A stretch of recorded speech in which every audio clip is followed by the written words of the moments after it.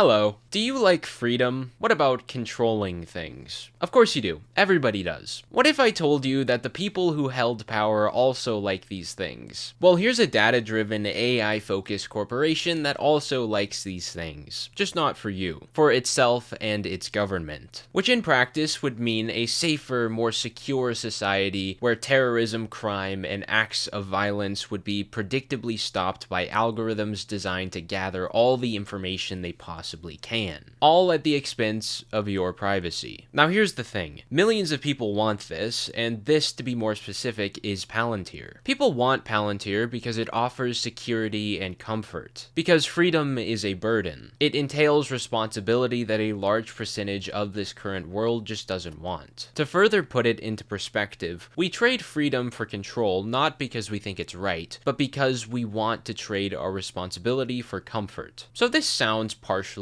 good when you put it in the perspective of a child. I mean, who didn't love being a blissfully ignorant kid who didn't have to worry about taxes, money, or rent? Now, if you're feeling a bit fearful about this right now, that's normal. So am I. In fact, you should be scared, because whether or not you agree with Palantir won't really change its current course right now. In fact, the world as we know it is moving in a direction most of us are completely helpless to prevent. The world is moving in a direction of surveillance, technology, artificial intelligence, and a dynamic of power and control the likes we've never seen. And Palantir is at the direct center of it, in terms of military power, technology, and surveillance. The world as you know it is most likely a board for the powerful to play on. But of course you probably already knew that. But what nobody knows for certain is their endgame. A new world is emerging. We don't truly know where it's headed, but we understand what it means. Total, unconditional control. What if I told you there was a man who not just predicted all of this, but warned us of it over 100 years ago? Dostoevsky had probably the most insightful view of freedom and the responsibility it entails. Most people make the mistake of thinking that Dostoevsky viewed freedom as clean, something pure. This isn't true. To Dostoevsky, freedom wasn't a paradise, nor a safe haven. To him, freedom was a burden that most people, when pushed to their limits, don't actually want. One of Dostoevsky's biggest revelations was that humans don't actually want freedom. He argued that what we really want is certainty, security, and somebody else making the decisions for us. So if Dostoevsky didn't think freedom was liberating, then what did he think it was? At the core of his belief, he thought of freedom as counterintuitive to the self, which isn't a bad thing. He thought true freedom to be a burden of responsibility, an ability of choosing to make decisions against yourself, which can be quite destructive to the self, which is why he didn't view freedom as clean. The sort of level of responsibility that produces to the self is psychologically crushing. So where the hell does Palantir factor into this? And how did Fyodor Dostoevsky warn us about it over 100 years ago? Dostoevsky's real warning wasn't of comfort, freedom, control, or responsibility, but rather a warning of fearing the wrong thing. You see, today tyranny is feared more than it has been in a long time. It's this growing feeling that our lives are going to fall into the control of some very bad hands. And that feeling is growing every day.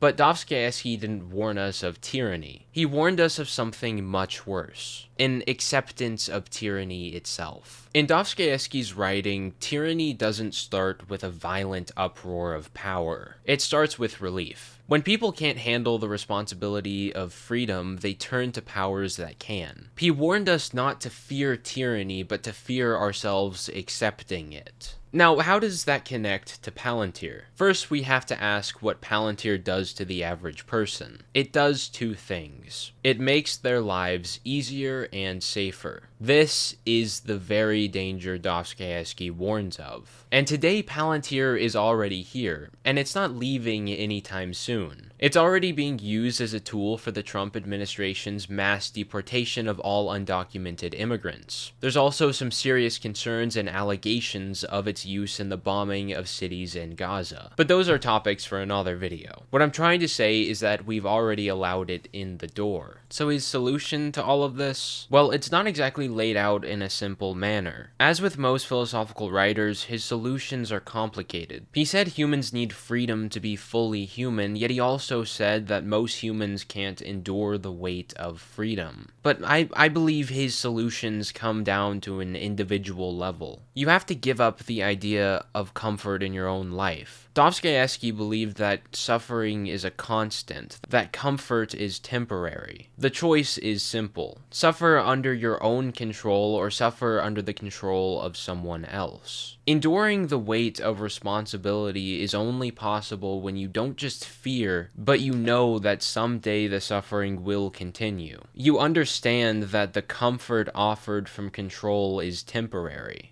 So the solution is this sort of radical personal responsibility, which according to Dostoevsky himself can be deadly. Facing your own mind is scary, and sometimes a lot of people can't make it through that. But without that, what are we? Following what? Our minds. If I wanted to put my trust in my own mind, I'd be following emotions that would lead me to a lifetime of consumption, disorganization, and never-ending pleasure that would poison my mind until it rotted from within. That's why Dostoevsky said freedom is an ability of choosing to make decisions against yourself. Without scraping the plaque off in your head and truly diving into not just who you are, but what you are, you'll be destined to be a slave to your own mind and to the world itself. You'll never see truth for what it is.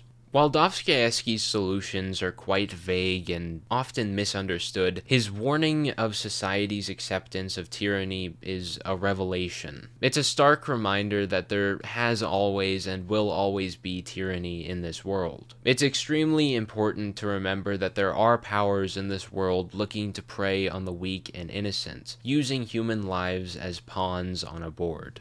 Anyways though, that's really all I have for this video. See ya!